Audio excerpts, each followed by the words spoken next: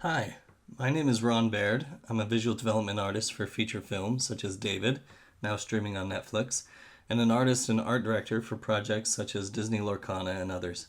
Today I'm going to share with you guys a clip about simplifying designs from my upcoming online course about designing concept art for animated feature film. Be sure to stay tuned till the end where you can learn how to watch the first full lesson of this course absolutely free.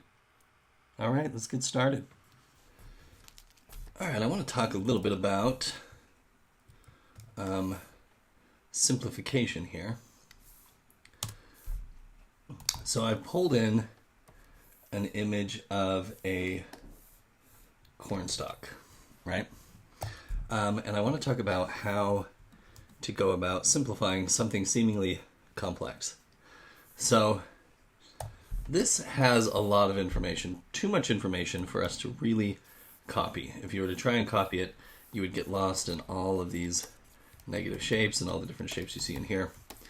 But that's okay, because designing for animation, and actually just designing in general, whether for animation or painting or fine art or whatever, all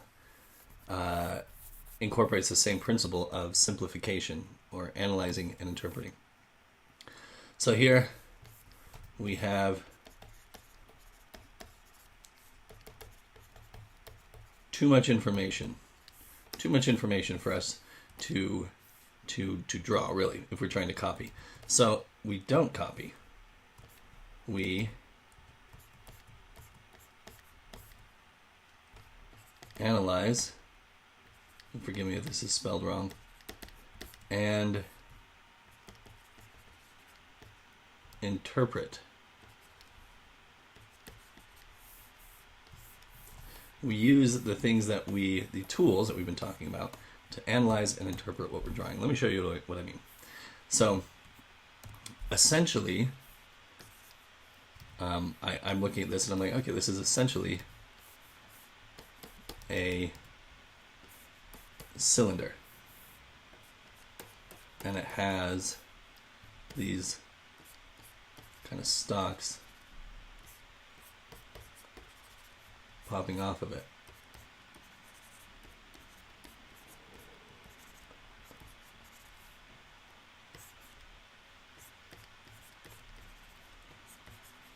Right. Now that might not be that's not how I'm going to go about drawing it, but that is how I'm thinking about it. Although even that interpretation itself might not be so bad. But first let me think about an interesting shape. Let's see here, something maybe like this.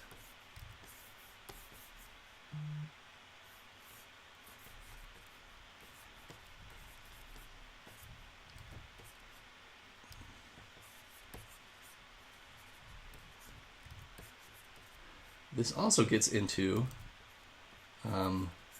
simplifying and amplifying. I'm going to simplify the amount of leaves I see and amplify the ones that I see. I'm going to make these little sprouted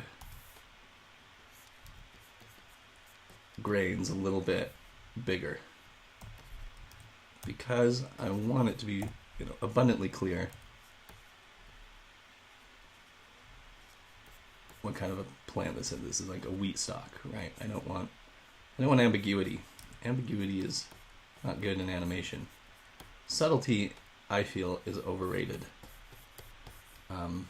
when it comes to design. Now, there's place for it, but I feel like oftentimes, in an attempt to achieve subtlety, we don't make a definitive statement. I feel like exaggeration is actually making something on the nose. Usually is a little better than making something too subtle. That's my personal design philosophy. I'm not sure subtlety is always what we want to achieve. Now, I'm going to think of this as one big volume. And usually, where the light meets the shadow is where you're going to get. So, in this case, this edge right here, it's where you're going to get most, or a lot of the kind of detail. Right, I'm going to use some mass in here to kind of break things up, maybe a line or two.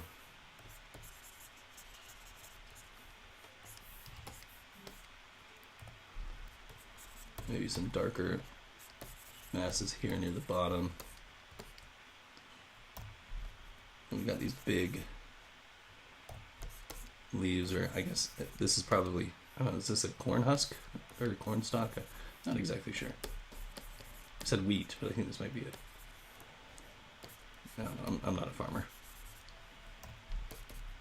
I should know. I should know these things, but anyway.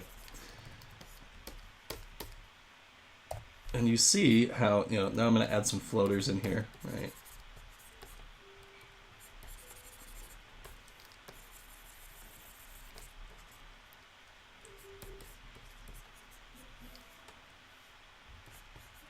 Maybe I want to add some things in the back. Remember we talked about side 1, side 2, right? Front and back. Maybe I want to add some things here behind to push that feeling of depth. Now how you want to go about it is up to you. Maybe you want to draw this back stuff first and then draw the stuff on top. That's probably a smart way to go, right? You don't need to necessarily follow my approach. I'm just saying this is how you would go about taking something that's complex and analyzing and interpreting it to simplify it.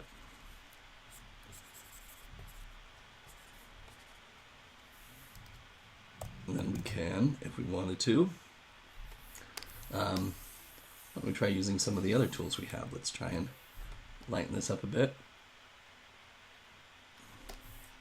Remember, we said line, we have thick, medium, thin, and also light, medium, dark. We can use any combination of these things. So I'm going to make my outline a little darker, a little thicker.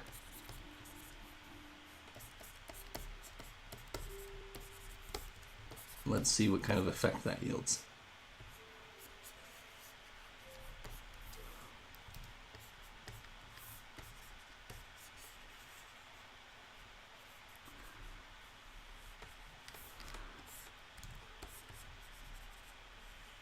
Add a bit of mass there.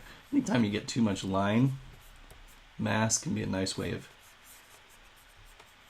breaking that up. It's like, oh, there's so much line here, it's getting a bit noisy for my eyes.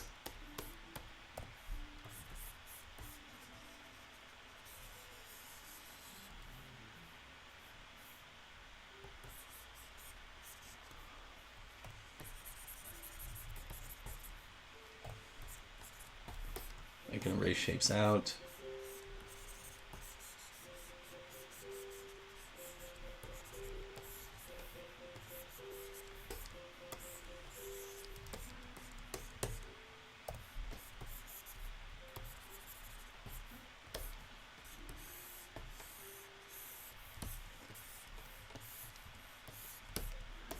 Now some of these aren't necessarily the outline, but I'm darkening them because I want them to come forward.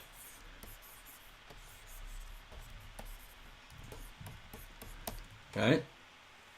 So that creates a nice effect too. It really helps me see the silhouette pretty clearly. Now we could create an eye path in here too. Right? We talked about that. Like, let's create a little, put this on multiply.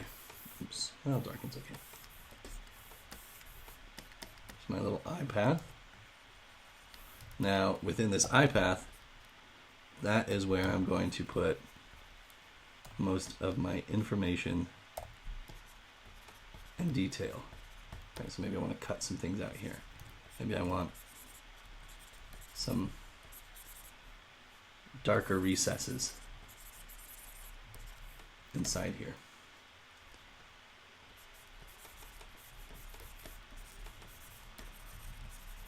When I say detail, I also mean that's where I'm going to put most of my visual contrast. So it's where my darkest darks are going to go.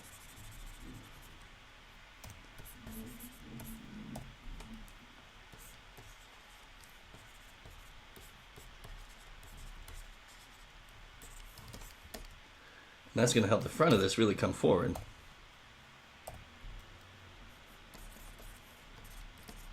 And I'm not going to spend a ton of time doing this, but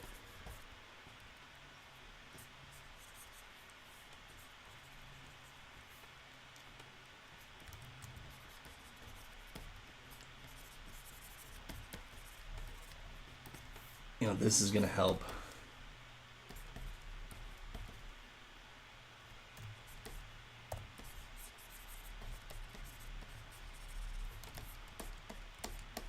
Right, there's my eye path. Now that front starts to come forward while these sides start to recede a little bit more. You see how that's done?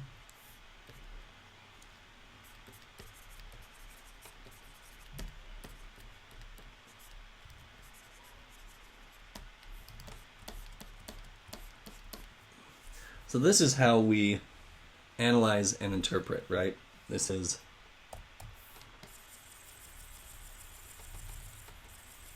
although I don't necessarily draw this, this is how I'm thinking. Hey guys, thanks for watching. Go ahead and subscribe for more tips like this. If you would like the entire first lesson of this course for free, and also if you would like to be notified when the full course is available, go ahead and put your email in the emailing list. Just follow the link in the description, type in your email, and you'll receive an email where you can watch the entire first lesson of this course absolutely free. Okay, thanks for watching.